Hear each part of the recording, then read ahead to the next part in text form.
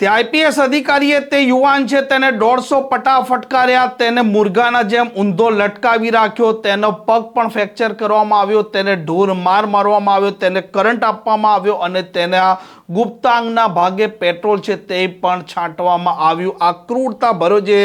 મામલો રાજકોટ ક્રાઇમ બ્રાન્ચના ડીસીપી જગદીશ બાંગરવાએ આચર્યો છે તેવા આરોપ આ કોળી યુવક લગાવી રહ્યો છે। તે મામલે હવે સવાલો ઊભા થઈ રહ્યા છે કે પોલીસ છે તે 3rd ડિગ્રી ટોર્ચર કેવી રીતે ઊભું કરી શકે તે સવાલ પૂછી રહ્યા છે કોંગ્રેસના નેતા અમિત ચાવડા। વૈષ્ણવજન તો તેને કહીએ જે પીડ પરાઈ જાનાને રે। નમસ્કાર, આપ જોઈ રહ્યા છો નવજીવન ન્યૂઝ અને હું છું આપની સાથે તોફિક ગાંચી। ઘણી વખત ગુજરાતની પોલીસ છે તે રીઢા આરોપીઓ છે તેમને સચ્ચાઈ બોલાવવા માટે અને ગુનાની વિગતો મેળવવા માટે 3rd ડિગ્રી ટોર્ચર છે તેનો ઉપયોગ કરતી હોય છે, પરંતુ રાજકોટ ક્રાઇમ બ્રાન્ચે એક એવા વ્યક્તિ છે તેને ફટકાર્યો છે। ન તે હિસ્ટ્રી શીટર છે, ન તે મોટો આરોપી છે। આ જે વ્યક્તિ છે આ વ્યક્તિના વિરુદ્ધમાં એક અરજી કરી હતી જેનું નામ છે સુરેશ, અને જે પ્રકારે આ સુરેશને રાજકોટ ક્રાઇમ બ્રાન્ચ ઉઠાવી લાવે છે અને આ જ સુરેશ આરોપ લગાવે છે ડીસીપી જગદીશ બાંગરવાના સામે અને તે કહે છે કે 150 પટ્ટા તેને મારવામાં આવે છે। મુર્ગો બનાવ્યા બાદ તેને લોખંડની પાઇપના સાથે ઊંધો લટકાવી રાખવામાં આવે છે અને તેમ છતાં આ આઈપીએસ અધિકારી આ જગદીશ બાંગરવા છે તેમનો જીવ ધરાતો નથી, તેનો પગ પણ ફ્રેક્ચર કરે છે અને તેના ગુદાના ભાગમાં પેટ્રોલ પણ છાંટવામાં આવે છે, તેને કરંટ છે તે પણ આપવામાં આવે છે। અને આ મામલે હવે સવાલો ઉપસ્થિત થઈ રહ્યા છે કે પોલીસ એક સામાન્ય વ્યક્તિ હોય જે મોટો હિસ્ટ્રી શીટર નથી તેના સાથે કેવી રીતે 3rd ડિગ્રી ટોર્ચર લગાવી શકે અને આ સવાલો ઉપસ્થિત કર્યા છે। ભાઈ હવે ગુજરાત કોંગ્રેસના પ્રદેશ પ્રમુખ અને ધારાસભ્ય અમિત ચાવડાએ અને તેમણે સણસણતા મામલે હવે ડીજીપી છે તેમના પાસે નિષ્પક્ષ તપાસની માંગ કરી છે અને હર્ષ સંઘવીને પણ શું કહ્યું છે તે પણ સાંભળો। ગુજરાતમાં કાયદો વ્યવસ્થાની પરિસ્થિતિ કથળી ચૂકી છે। ખુલ્લેઆમ ગુંડાઓ બેફામ છે, બુટલેગરો હોય, અસામાજિક તત્વો હોય, એમને કોઈનો ડર ન રહ્યો નથી। અને બીજી બાજુ પોલીસ પર જે પ્રજાને વિશ્વાસ હતો, પોલીસ માટે પ્રજાને જે સન્માન હતું એને ઓછું કરવાનું કામ પણ કેટલાક પોલીસ અધિકારીઓ દ્વારા અત્યારે ગુજરાતમાં થઈ રહ્યું છે। વારંવાર કાયદો હાથમાં લઈ અને જાહેરમાં જે મારપીટ કરવામાં આવે છે, જાહેરમાં જે ટોર્ચર કરવામાં આવે છે, વરઘોડા તો નીકળશે જ, સીધી રીતે ચાલી નહીં શકે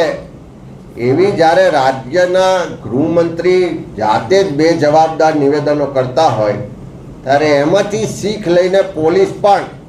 કાયદો હાથમાં લેવાનું કામ કરે છે। પણ કાયદો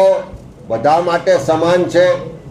અને કાયદો કોઈ પણ પોલીસ અધિકારી કે કર્મચારીને જે આરોપી જે છે એની પર 3rd ડિગ્રી ટોર્ચર કરવાની પરમિશન આપતો નથી। રાજકોટમાં જે રીતે આજે કોળી સમાજના એક યુવાન પર પોલીસ દ્વારા 3rd ડિગ્રી ટોર્ચર કરવામાં આવ્યું ને એને હોસ્પિટલાઇઝ કરવામાં આવ્યો, આજે કોંગ્રેસના અમારા ધારાસભ્ય વિમલ ચુડાસમા, અમારા પૂર્વ ધારાસભ્ય ઋત્વિક મકવાણા કે અમારા ધારાસભ્ય જિગ્નેશ મેવાણીને બધા જ લોકોએ ત્યાં આગળ એ યુવાનની મુલાકાત લીધી અને ત્યાંથી જે હકીકતો જાણવા મળી, ત્યાંથી જે પરિસ્થિતિનું વર્ણન એ યુવાન દ્વારા કરવામાં આવ્યું કે ત્યાં ડીસીપી તરીકે જે બાંગરવા છે એ જે એમની માનસિક સ્થિતિ હોય પણ તમામ લોકો પર 3rd ડિગ્રી ટોર્ચર કરે છે।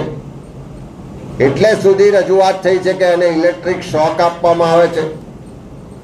એને ગુદા માર્ગમાં પણ ટોર્ચર કરવામાં આવે છે। કેટલાય લોકોને એમના ટોર્ચરને કારણે હોસ્પિટલાઇઝ કરવા પડ્યા અને એ હકીકતો છુપાવવા માટે જ્યારે ડૉક્ટરોને ધમકી આપે, ડૉક્ટરોને ડરાવવા દબાવવાનો પ્રયત્ન કરે, એવા પણ પુરાવા અને રજૂઆતો આ ડીસીપી જે બાંગરવા છે એની સામે રાજકોટથી મળી છે। મારે એવા તમામ ગુજરાતના પોલીસ ડિપાર્ટમેન્ટના અધિકારીઓને કહેવું છે કે તમે બધા પણ કાયદાથી ઉપર નથી, તમે બધા પણ ગુજરાતની પ્રજાના ટેક્સના પૈસામાંથી પગાર મેળવો છો અને કોઈ પણ હીરોગીરી કરવા માટે કે ગૃહમંત્રીના નિવેદનો છે એમાં આવી અને કાયદો હાથમાં લેશો તો બચાવવા માટે કોઈ ગૃહમંત્રી કે સરકાર આવતી નથી. ત્યારે રાજકોટમાં જે ફરિયાદો મળી છે, જે હકીકતો પુરાવા મળ્યા છે, એના આધારે અમે રાજ્ય સરકાર પાસે, મુખ્યમંત્રી પાસે, ગૃહમંત્રી પાસે ને ડીજીપી પાસે માગણી કરીએ છીએ કે રાજકોટની જે રજૂઆતો છે, ફરિયાદો છે, એની નિષ્પક્ષ તપાસ થાય અને તપાસમાં જો તથ્યો અને પુરાવા સબળ છે તો એના આધારે જવાબદાર ડીસીપી જે બાંગરવા છે એની સામે કડકમાં કડક કાર્યવાહી કરવામાં આવે અને ગુજરાતમાં કોઈ પણ પોલીસ અધિકારી કાયદો હાથમાં ના લે એ માટેની કડક સૂચનાઓ મુખ્યમંત્રી લેવલેથી પણ અપાય. અન્યથા કાયદો કોઈને પણ છોડશે નહીં અને એવા કોઈ પણ અધિકારીઓ છે જે કાયદો હાથમાં લઈ અને ગુજરાતના કોઈ સામાન્ય નાગરિકોને ડરાવવા, દબાવવા કે રંજાડવાનું કામ કરશે તો એને સામે કાર્યવાહી કરવા માટે કોંગ્રેસ પાર્ટી હંમેશા એ સામાન્ય લોકોનો અવાજ ઉઠાવશે.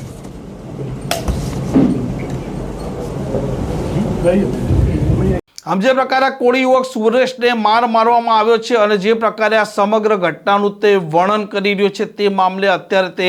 હોસ્પિટલમાં છે, પગ ફ્રેક્ચર છે અને તેમના ગુદાના માર્ગે જે પ્રકારે પેટ્રોલ છે તે નાખવામાં આવ્યું છે તેમાં પણ મેડિકલ રિપોર્ટ સામે આવશે ત્યારે જ ખબર પડશે કે કેવી રીતે પોલીસે ટોર્ચર કર્યું છે અને શું છે સમગ્ર મામલો. જો કે હાલ રાજકોટ ક્રાઇમ બ્રાન્ચના ડીસીપી જગદીશ બાંગરવાનો આ જે મામલો સામે આવ્યો છે તેને લઈને અમિત ચાવડા કહે છે કે અનેક લોકો છે તે આ જગદીશ બાંગરવાના કારણે હોસ્પિટલ ભેગા પણ થઈ ચૂક્યા છે અને હવે આ મામલો વધારે ચગ્યો છે અને મામલો ડીજીપી અને હર્ષ સંઘવી સુધી પહોંચવાનો છે અને તેમણે નિષ્પક્ષ તપાસની પણ માંગણી કરી છે. આ પ્રકારની ક્રાઇમ સ્ટોરી માટે નવજીવન ન્યૂઝ ચેનલ સાથે જોડાયેલા રહો. નમસ્કાર.